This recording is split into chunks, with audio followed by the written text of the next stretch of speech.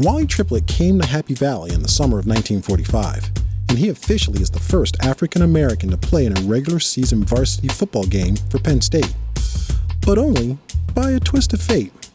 While Wally is celebrated for his feats, both historical and on the gridiron, history does hold a spot for the one who came before. His light was brilliant, but short-lived. Dave Alston's story is one of both inspiration and tragedy. He was the small-town student who worked hard and beat the odds to enroll at Penn State. He was also the star athlete who died young, never getting the chance to fully realize his enormous potential. Born in 1922 in the small town of Midland, Pennsylvania, he was the son of a preacher and an exceptional student. Dave was the president of his high school class. His academic records have been lost in history of what he did in high school, but he was very smart. Talked about all the time, that was the name. Dave Alston, good sport, good athlete, fine young man, and that's what you knew. You knew that growing up. Dave was the talk of the town, for that matter, the state, and eventually the country. A master of the hardwood, diamond, and gridiron, Alston would letter in all three sports, including track, every year of his high school career. But life past the 12th grade for most in western Pennsylvania in the 1940s was hard. A life toiling in the steel mills might have been the end of Dave's story.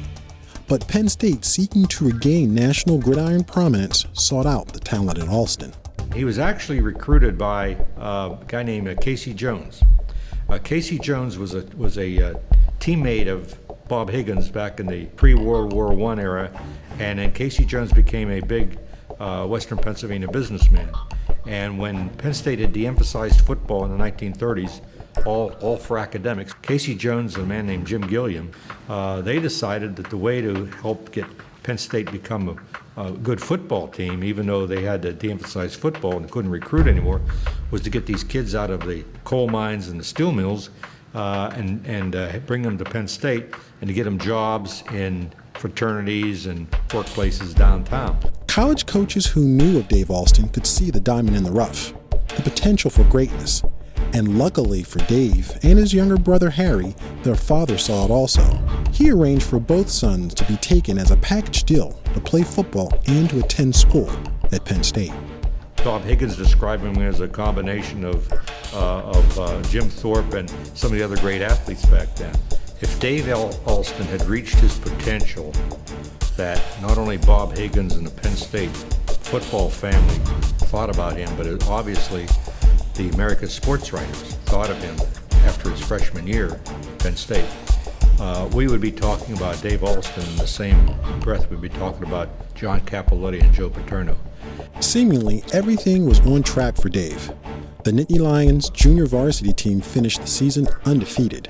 Dave was touted as one of the best sophomores by the Associated Press, and Coach Higgins, along with all the Penn State faithful, eagerly awaited the upcoming varsity campaign.